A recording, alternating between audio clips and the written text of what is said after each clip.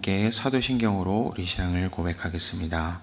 전능하사 천지를 만드신 하나님 아버지를 내가 믿사오며 그 외아들 우리 주 예수 그리스도를 믿사오니 이는 성령으로 잉태하사 동정녀 마리아에게 나시고 본디오 빌라도에게 고난을 받으사 십자가에 못 박혀 죽으시고 장사한 지 사흘 만에 죽은 자 가운데서 다시 살아나시며 하늘에 오르사 전능하신 하나님 우편에 앉아 계시다가 저리로서 산자와 죽은 자를 심판하러 오시리라.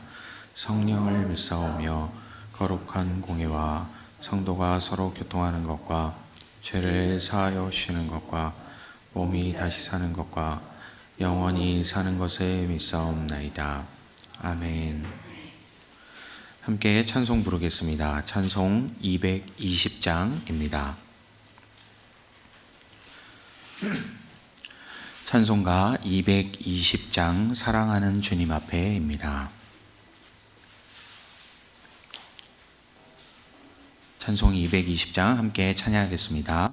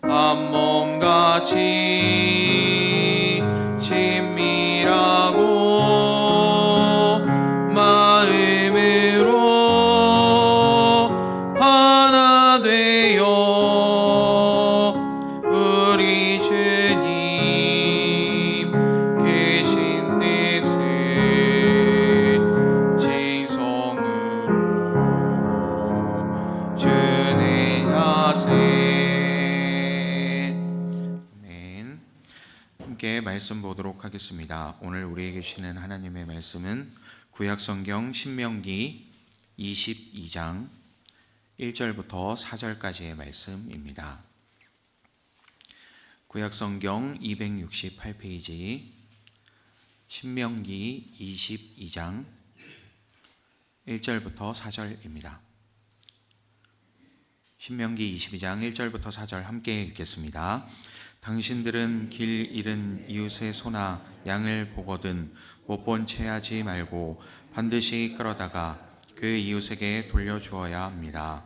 또 당신들은 그 이웃이 가까이 있지 않거나 누구인지 알지 못한다 해도 그 짐승을 당신들의 집에 끌어다 두었다가 그 주인이 찾을 때에 돌려주어야 합니다.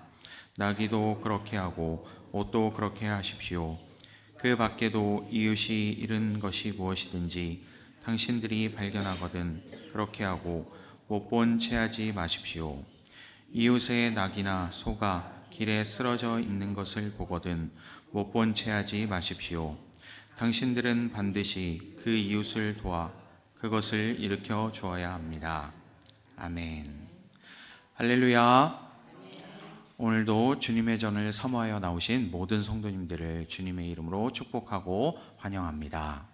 오늘도 성령 하나님께서 우리와 함께 하심을 믿으며 이 말씀이 우리의 삶 가운데 들어오게 되는 하나님의 은혜가 있기를 소망합니다. 네, 참 요즘 누군가를 돕는다라는 것이 어려운 세상이 되어버렸죠. 그래가지고 이 여러 가지 또 도시 괴담과도 같은 이야기들을 꽤나 들어보셨으리라 생각이 됩니다. 어떤 이야기냐면 뭔가 남을 도와주었다가 착한 마음에 이 긍휼한 마음에 남을 도와주었다가 오히려 곤란하게 된 그런 사연을 많이 들어보셨을 겁니다. 예를 들어서 지갑을 주어서 지갑 주인을 찾아줬는데 오히려 도둑이라고 몰리게 되는 거죠. 지갑을 받아보니까 돈이 얼마가 빈다 이러면서 당신이 훔쳐갔지 이런 이야기 들어보신 적이 있을 것 같습니다. 뿐만이 아니라 사람 목숨을 살리려고 누군가가 쓰러졌는데 막 심폐소생술을 이렇게 해주다가 오히려 갈비뼈가 부러졌다 그러면서 소송을 당한다든지 이런 이야기도 들어보신 적이 있을 것 같습니다. 좀 말이 안 되는 이야기 같지만 종종 우리가 뉴스로 접하게 되는 그런 이야기이기도 하죠. 그러다 보니까 이제는 우리가 어렸을 때는 적극적으로 남을 도와줘야 된다. 이렇게 어려운 사람이 보이면 우리가 그 사람을 그냥 지나치지 말고 도와주어야 된다라고 이렇게 가르쳐 오던 것이 요즘은 좀 모습이 많이 변한 것을 또 아실 겁니다. 그래서 함부로 남을 도와주면 안 된다 이런 얘기도 있기도 하죠. 그래서 심지어는 유튜브 영상을 보면 요새 그런 게 참 많이 있더라고요. 외국 사람이 이 한국인의 양심을 테스트한다 그러면서 이제 우리나라에 들어와 가지고 사회 실험을 하는 그런 것들이 많이 보입니다. 예를 들어서 길거리 한가운데 가방이 있는데 이 가방을 한국 사람들은 가져가 버릴까? 아니면 주인을 찾아줄까? 이런 식의 실험을 하는 그런 영상들도 많이 있습니다. 그래서 길 한가운데 가방이 있는데 이 참 자랑스럽게도 우리 한국 사람들이 그것을 훔쳐가지 않고 그냥 두고 지나가 버리는 그런 모습들을 이렇게 보게 되는 것이죠.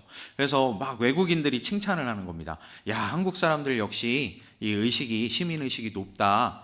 이 양심이 있다. 한국 사람들은 이렇게 참 남을 도울 줄 알고 착한 마음을 가지고 있다라는 이런 이야기를 하는데 저는 그 영상을 보면서 오히려 좀 부끄러운 생각이 들더라고요. 뭐냐면 얼마나 이 사회가 정말 이 남을 도와주는 것 자체가 인색하게 되었으면 길 한가운데 가방이 있는데 건드리지조차 못하는 겁니다.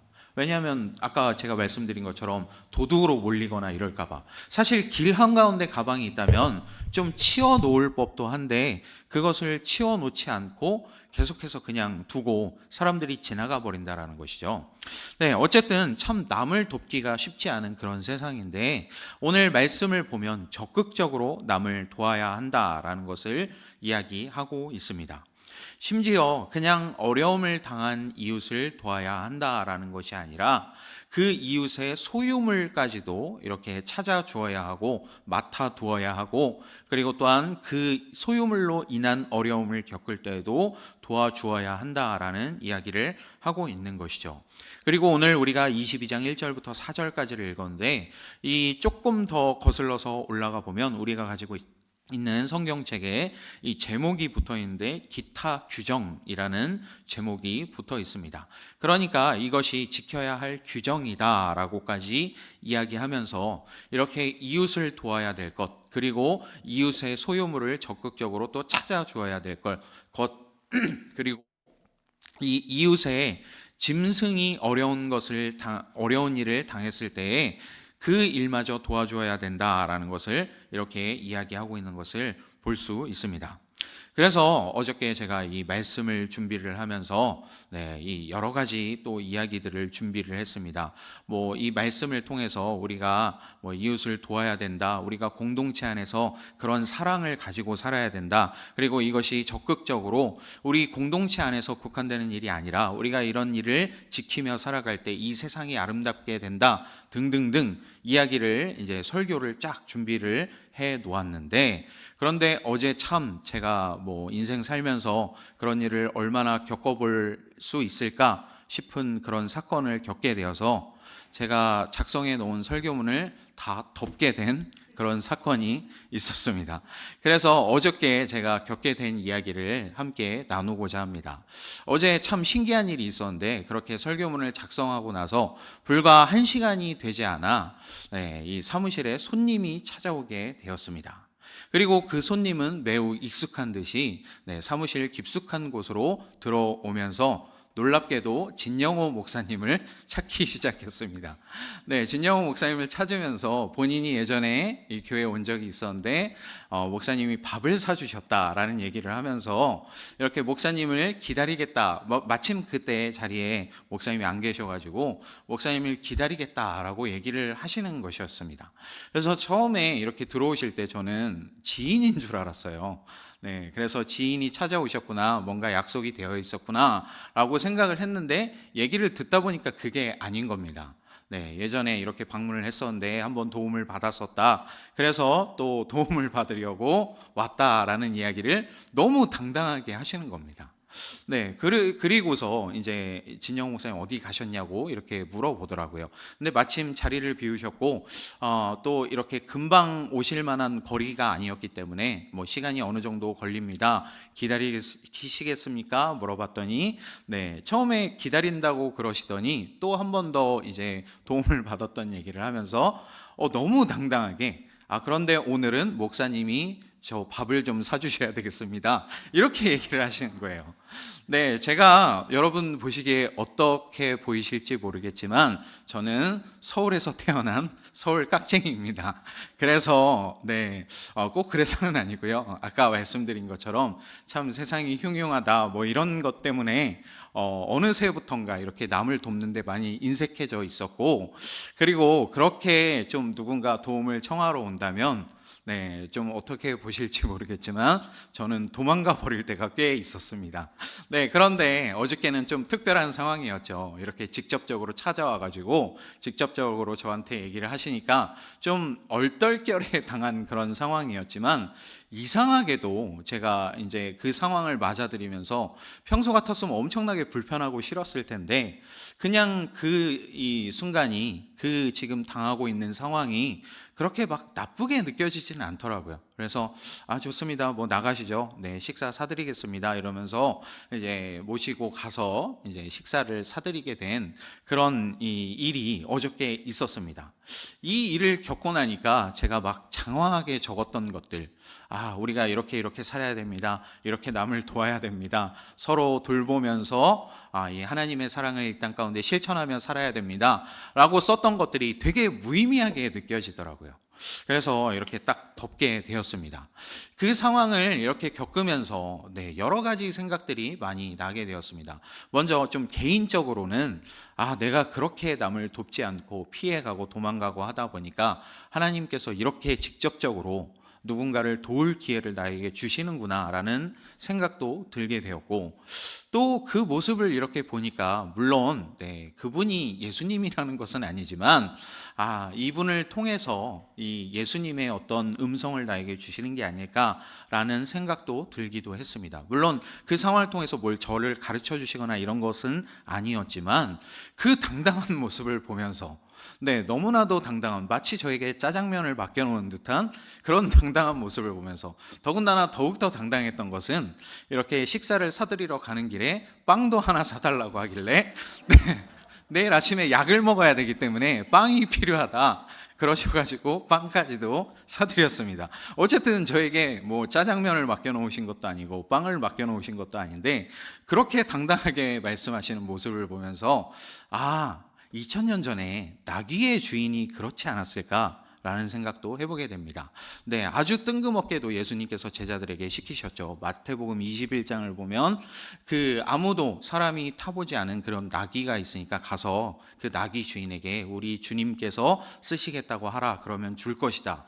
네, 짜장면 정도의 수준이 아니죠. 이 나귀라고 한다면 요즘 말로 치면 아마 동네 마실용 소형 전기차 정도는 되지 않을까 생각이 되는데 그런 재산을 그냥 내달라고 하는데 준 모습을 보면 그냥 그 사람이 저처럼 좀 당황하는 마음에 끌려가지 않았을까라는 생각도 해보게 되면서 이렇게 당당하게 예수님께서 요구하셨던 그 모습, 마치 이 모습처럼 이 하나님께서 저에게 메시지를 주기 위해서 이 분을 나에게 보내신 건 아닐까라는 생각도 들게 되었습니다.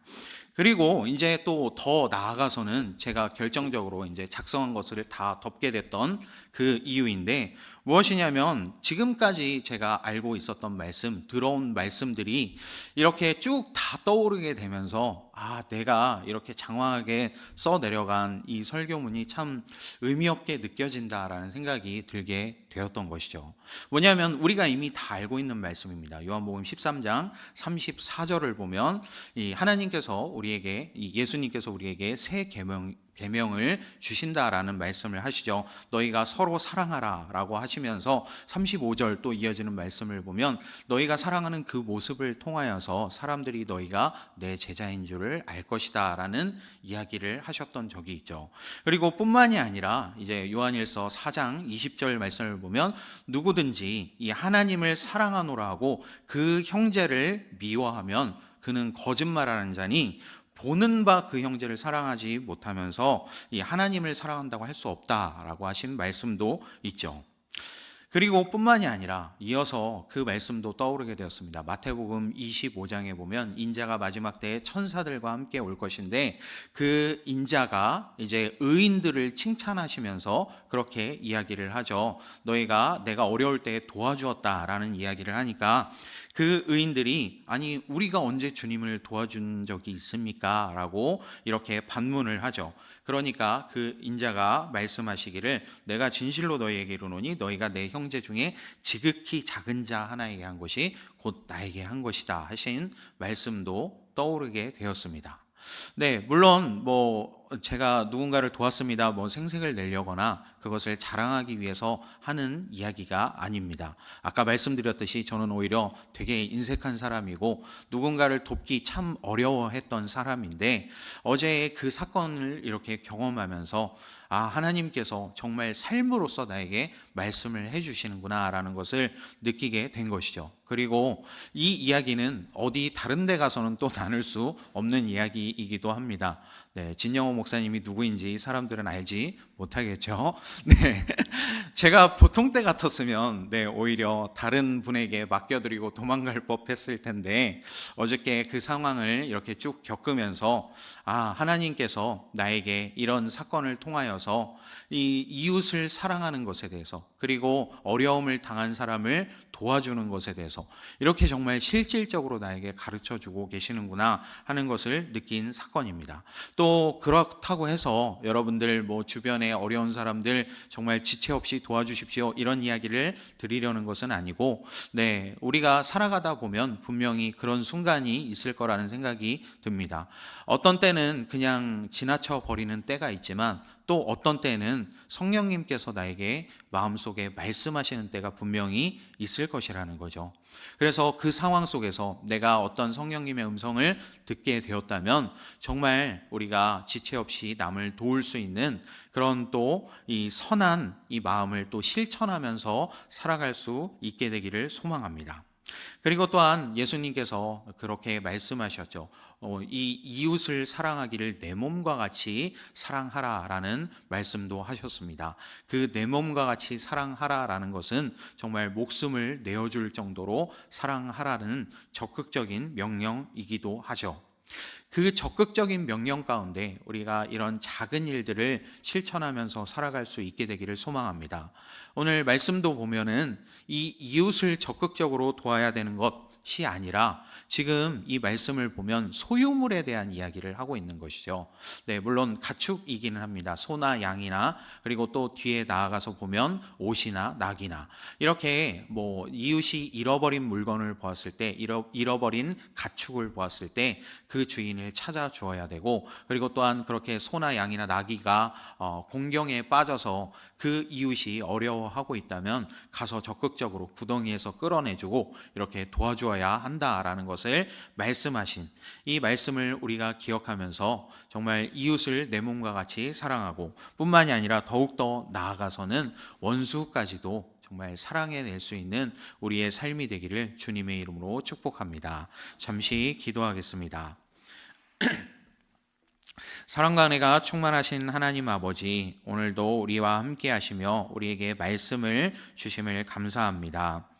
이웃이 어려움을 당했을 때 우리가 적극적으로 도와주어야 하는 것, 그것이 구약 성경에는 이렇게 규정으로서까지 말씀하고 계신 것을 볼 수 있는데, 우리가 정말 하나님의 법을 지킨다라는 개념 이전에 예수님께서 그러하셨듯이 우리도 이웃을 돕고, 그리고 또한 어려운 사람을 돌볼 수 있는 선한 마음을 가지고 예수님 닮은 마음을 가지고 살아갈 수 있도록 주님 우리를 인도하여 주시옵소서.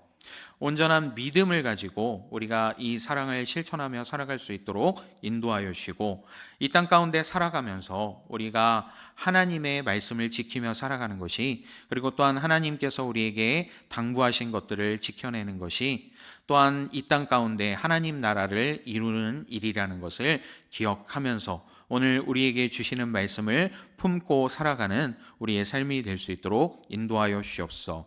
우리가 이렇게 서로 사랑하며 살아갈 때에 모든 세상 사람들이 또한 우리를 주님의 제자인 줄을 알게 될 것입니다. 그리고 또한 더욱더 나아가서는 정말 우리가 이렇게 사랑하며 살아가는 것이 이 땅 가운데 하나님 나라를 이루는 일이라는 것을 기억하면서 주님 닮은 모습으로 우리가 살아갈 수 있도록 은혜 내려 주시옵소서. 주께서 함께 하시며 우리를 이끌어 주실 것을 믿습니다. 주님께 우리의 삶을 맡깁니다. 감사합니다. 우리 주 예수 그리스도의 이름으로 기도합니다. 아멘.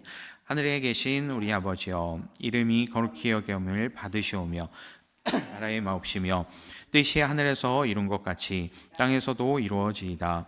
오늘날 우리에게 일용할 양식을 주옵시고, 우리가 우리에게 죄 지은 자를 사하여 준 것 같이 우리 죄를 사하여 주옵시고, 우리를 시험에 들게 하지 마옵시고 다만 악에서 구하옵소서. 대개의 나라와 권세와 영광이 아버지께 영원히 있사옵나이다. 아멘.